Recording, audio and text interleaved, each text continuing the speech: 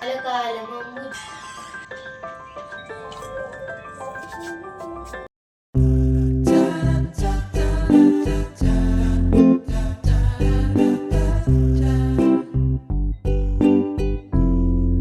उन्हाळा सुरू झाला की वाळवणाचे पदार्थ आपण तयार करायला घेतो.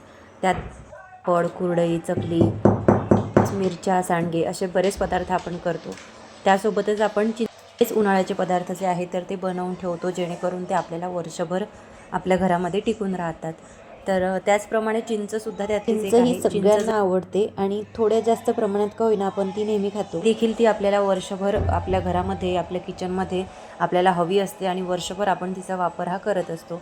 त्यामुळे आता उन्हाळा सुरू झालेला आहे, तर बऱ्याच ठिकाणी गावागावामध्ये जेवढे झाडं असतात चिंचेचे, तर त्यांना भरपूर अशा चिंचा आलेल्या असतात. तर आम्हालासुद्धा ह्या चिंचा गावाकडून आल्या होत्या आणि म्हटलं चला आता वर्षभर पुरतील एवढ्या चिंचा आपल्याला आलेल्या आहे. कारण रोज जरी आपण याचा वापर करत नसलो तरी देखील ज्यावेळेस पाणीपुरी असेल किंवा एखादा पदार्थ केला असेल, दहीवडा असेल किंवा हेच असे पदार्थ असतात की ज्याच्यामध्ये आपल्याला चिंचेची चटणी हवीच असते. कारण आंबट गोड असणारी ही चिंचेची चटणी चवीला अगदी भन्नाट लागते.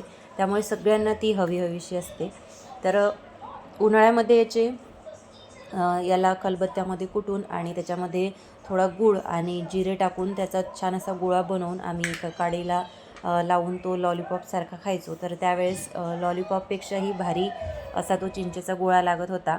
तर बालपणीच्या अशा बऱ्याच आठवणी आहे की ज्या आता कुठेतरी विसरल्यासारख्या होतात किंवा मुलांचं करता करता आणि घरातलं सगळं करता करता ते आपणसुद्धा विसरून जातो. पण मला जर अशी अधूनमधून आठवण आली की मी उन्हाळ्यामध्ये जेव्हा अशा चिंचेचा गोळा बनवून ठेवते तर त्यावेळेस मी मुलांनासुद्धा देते आणि मी सुद्धा खाते. कारण आपल्यालासुद्धा लहानपणीची आठवण करून देते आणि मुलांनासुद्धा तितकीच सवय लागते. आणि नेहमी नेहमी लॉलीपॉप किंवा चॉकलेट खाण्यापेक्षा असं काहीतरी घरामध्ये बनवून दिलं की मुलं ते आवडीने खातात आणि त्यांनासुद्धा ती नवीन काहीतरी जाणून घेण्याची मुलांना इच्छा असते. त्यामुळे मी त्यांना हे अधूनमधून असे पदार्थ जे आहे तर ते बनवून देते आणि त्याच्याबद्दल सांगते सुद्धा. तर ह्या ज्या सगळ्या चिंचा होत्या तर ह्या 1-2 दिवसापूर्वी गावाकडून आल्या होत्या. तर तशाच ठेवल्या असतात तर त्या बाजूला राहून जातात, म्हणून म्हटलं चला आज ह्या फोडून घेऊया. तर याच्यामध्ये हे जे चिंचोके आहे तर हे सुद्धा आम्ही लहानपणी खेळायला घ्यायचो. म्हणजे त्याचे 2 काप करायचे आणि ते खेळायला घ्यायचे. तर अशा बऱ्याच काहीतरी उद्योग जे आहे तर ते चालत होते. आता जसे लुडो वगैरे मुलं खेळतात तर तेव्हा हे जे चिंचोके आहे तर त्याचेच 2 काप करून त्याला त्याच्यासोबत खेळलं जायचं. तर मला तीसुद्धा आठवण झाली म्हणून मी ती चिंचोके थोडे बाजूला ठेवून दिले आणि त्यानंतर मग ज्या चिंचा काढलेल्या होत्या तर त्याचा छान असं गोळा तयार करायचा होता. म्हणून मग सगळ्या चिंचा तर काढून झाल्या होत्या, पण त्याच्यामधले जे चिंचोके आहे ते काढायचे बाकी होते. मग सगळ्या चिंचामधले सगळे चिंचोके काढून घेतले आणि त्यानंतर मग ते जे तयार झालेल्या चिंचा होत्या तर त्या छानपैकी एकत्रित करून घेतल्या आणि त्यानंतर त्याच्यामध्ये मीठ टाकून घेतलं आणि मीठ टाकल्यानंतरसुद्धा त्याला परत एकदा एकत्रित करून घेतलं, जेणेकरून मीठ जे आहे ते सगळीकडे व्यवस्थित लागेल. आणि मीठ टाकल्याने काय होते, चिंचा ज्या आहे त्या जास्त काळ्या पडत नाही आणि खराबसुद्धा होत नाही. म्हणून त्याला जास्त मीठ लावून ठेवायचं. अगदी जास्तसुद्धा नाही, म्हणजे जेवढं आपण मीठ लावतो साधारण एखाद्या पदार्थाला तेवढंच मीठ आपण त्याला लावायचं आणि छान असं त्याचा गोळा करून ठेवायचा. तर या चिंचांना आम्ही सगळीकडे व्यवस्थित मीठ टाकून घेतलं आणि व्यवस्थित त्याला छान असा गोळा तयार करून घेतला. आता हा केलेला जो गोळा आहे तर हा सुद्धा मी 1-2 दिवस उन्हामध्ये ठेवणार आहे. कारण ह्या चिंचा पाहिजे तेवढ्या वाळलेल्या नव्हत्या, थोड्याफार ओलसर होत्या आणि थोडा चिकटपणा त्याला होता. म्हणून मी छान असा त्याचा गोळा तयार करून घेतला. अगदी जास्त त्याला दाबून नाही घेतलं, वरवर त्याचा गोळा तयार करून घेतला आणि त्याला 1 ते 2 दिवस उन्हामध्ये ठेवणार आहे, जेणेकरून मग त्या व्यवस्थित वाळून जातील आणि फार जास्त दिवस म्हणजे अगदी वर्षभर घरामध्ये राहतील. तर ह्या ज्या चिंचा आहे किंवा चिंचेचा गोळा असेल तर तो मी एखाद्या काचेच्या बरणीमध्ये भरते, जेणेकरून मग बरणीसुद्धा खराब होत नाही. कारण काय होतं, स्टीलच्या बरणीमध्ये जर आपण काढलं तर बरणी खराब होऊ शकते, म्हणून काचेच्याच बरणीत मी काढत असते. तर छान असा गोळा तयार झालेला होता आणि त्यानंतर मग दुपारच्या वेळेमध्ये मी हे सगळं करून घेतलं, कारण संध्याकाळी दिवे वगैरे लावायचे असतात.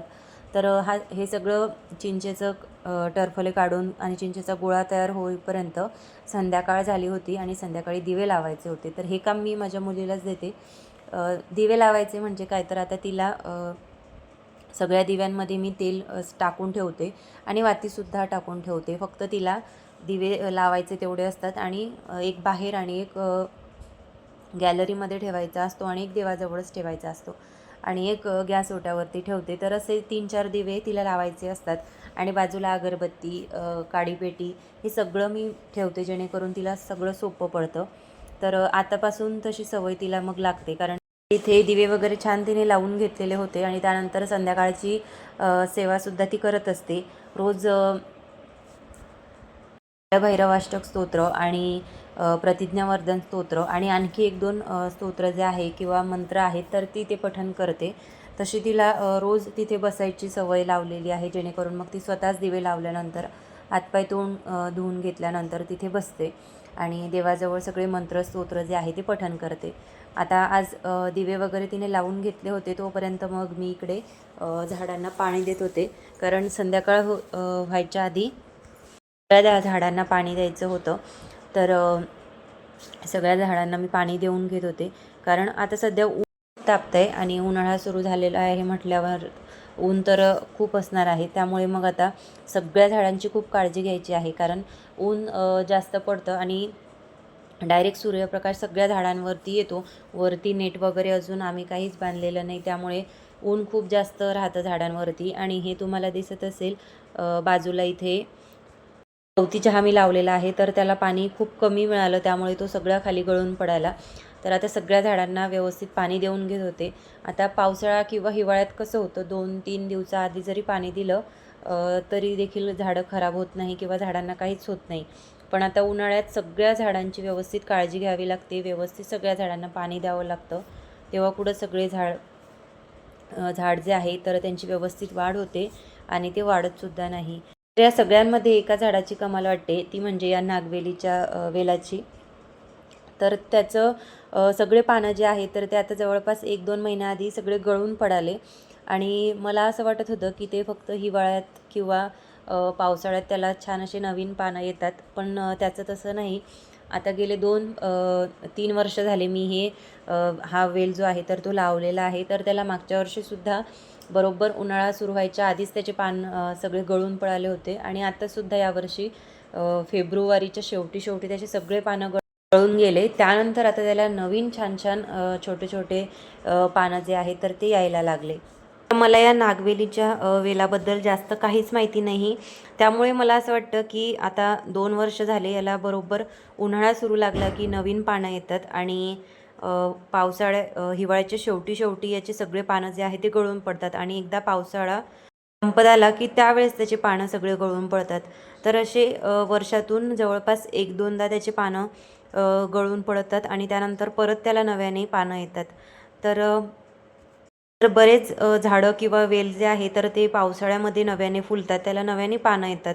पण ह्या वेलाला उन्हाळ्याच्या सुरुवातीलाच नवीन पानं येतात आणि एवढ्या उन्हाळ्यामध्ये एवढे छान हिरवीगार पाने येतात ना, तर त्यावेळेस त्यांना बघायला खूप छान वाटतं.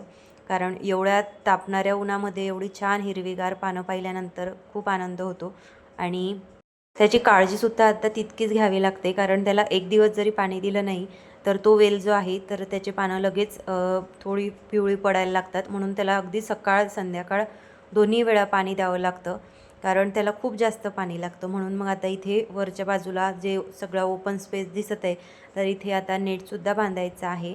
तर ते सुद्धा आता आम्ही लवकरच बांधून घेऊ, कारण सगळ्या झाडांना खूप ऊन लागतं आणि सगळी झाडं खूप खराब होतात. त्यामुळे मग जेवढी झाडं आहेत तर आता तेवढ्या झाडांची काळजी जर घ्यायची आहे. तर असा हा छान वेल झालेला आहे, तुम्हाला दिसत असेल. तसे तर सगळेच झाडं जे आहे तर ते खूप छान आहे, पण हा जो वेल आहे हा खास करून मला खूप आवडतो, कारण त्याचे छोटे छोटे पानं आणि त्या पानांचा आकार बघायला खूप छान वाटतं. तर असं हे माझं छोटंसं गार्डन आहे आणि त्याच्यामध्ये ह्या नागवेलीच्या पानाचा हा वेल आहे, जो की खूप सुंदर दिसतो आणि भरपूर अशी 1-2 झाडं आहेत. तर सगळ्या झाडांना पाणी दिलं आणि त्यानंतर तिथे मी छान असा दिवा लावून घेतला आणि त्यानंतर थोडा वेळ बसले. चहा वगैरे मी तिथेच घेते, कारण संध्याकाळी तिथे चहा घ्यायला खूप छान वाटतं. तर चहा वगैरे घेऊन झाला आणि त्यानंतर आज भरपूर कोथिंबीर आणलेला होता. तर बाहेरसुद्धा खाली ग्राउंडमध्ये छान असे ताज्या भाज्या ज्या आहेत तर त्या गाडीवरती विकायला येतात. तर आता सध्या स्वस्त मिळतात, त्यामुळे म्हटलं घेऊन घेते आणि उन्हाळ्यामध्ये वाळवून ठेवलं की उन्हाळाभर 1-2 महिने तेवढे आपल्याला पुरतात. कारण उन्हाळ्यात भाज्या खूप महाग येतात आणि आता सध्या मिळत आहेत. तर म्हटलं ह्या चिरून छान अशा त्याला वाळू घालून ठेवते, जेणेकरून मग उन्हाळ्यामध्ये जास्त महाग भाज्या येतात तर मग बाहेरून आणायची गरज पडत नाही. वाळलेल्या जरी असल्या तरी मग भाजीमध्ये घालायला भाज्या तरी आपल्याला असतात किंवा कोथिंबीर तरी असतो. तर अशा 1-2 भाज्या मेथीची आणि कोथिंबीर जो आहे तर त्याच्या 1-2 शिल्लकच जुड्या ज्या आहेत तर त्या मी घेतल्या होत्या. म्हटलं आता उन्हाळा लागलेला आहे तर उन्हामध्ये छान वाळवून घेऊया. तर 2 जुड्या मी वाळू घालून घेतल्या आणि त्यानंतर आणखीन 2 होत्या. तर म्हटलं आता याची कोथिंबीर वडी करूया, कारण बरेच दिवस झाले कोथिंबीर वडी केली नव्हती. तर मग मी इथे कोथिंबीर वडी करायला घेतली, कारण आता रोज रोज तेच ते खायचं, भाजी पोळी किंवा खिचडी किंवा पुलाव, तर नेहमीचं तेच सगळे पदार्थ असतात, त्यामुळे रोज रोज तेच खायलासुद्धा कंटाळा येतो. म्हणून म्हटलं आज चला काहीतरी वेगळं करूया आणि असं काहीतरी छोटे छोटे पदार्थ बनवले किंवा एखाद पदार्थ जरी बनवला तरी देखील संध्याकाळचं सगळं आमचे जेवण वगैरे त्याच्यामध्येच होऊन जातात, कारण वेगळं असं स्वयंपाक करायची गरज पडत नाही.